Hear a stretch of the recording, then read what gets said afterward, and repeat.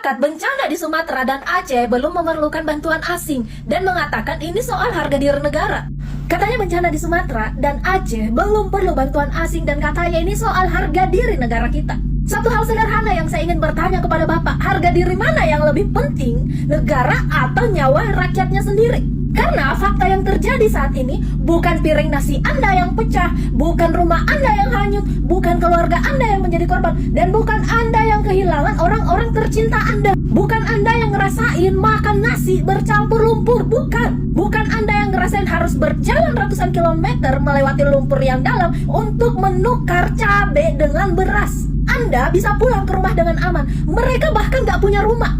Anda makan dengan tenang. Mereka punya uang aja belum tentu bisa makan. Anda tidur di kasur yang empuk. Mereka tidur di atas plastik aja udah bersyukur.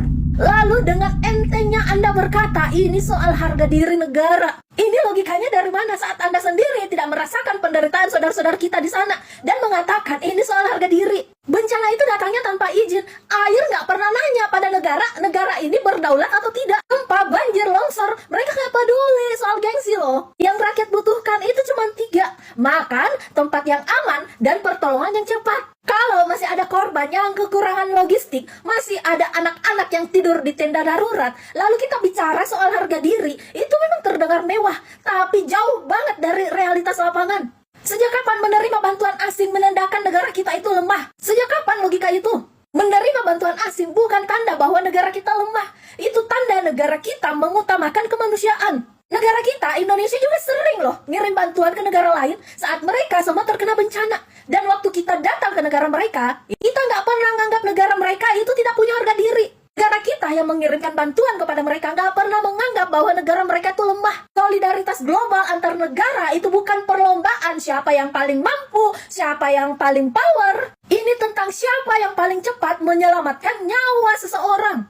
Kalau ada bantuan yang datang dengan niat yang baik, lalu kita tolak atas nama gengsi, yang rugi siapa? Itu bukan pejabat, bukan Anda, bukan para elit, tapi para korban yang ngerasain langsung. Uang penanganan bencana itu adalah uang rakyat, pajak rakyat, bukan uang pribadi pejabat. Kalau memang sistem kita udah kuat, lapangan kita aman, logistik kita cukup, tidak ada korban yang terabaikan, baru deh silahkan bicara soal negara kita belum butuh bantuan asing. Tapi kalau masih banyak masyarakat kita yang masih menunggu pertolongan, maka menolak bantuan luar negeri itu bukan soal harga diri, tapi soal egoisnya Anda. Dan fakta di lapangan pada saat ini yang terjadi apa? Ya, masyarakat kita, saudara-saudara kita di sana masih menunggu pertolongan sampai detik ini.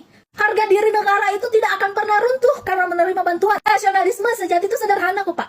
Siapa yang hadir paling cepat saat rakyat jatuh?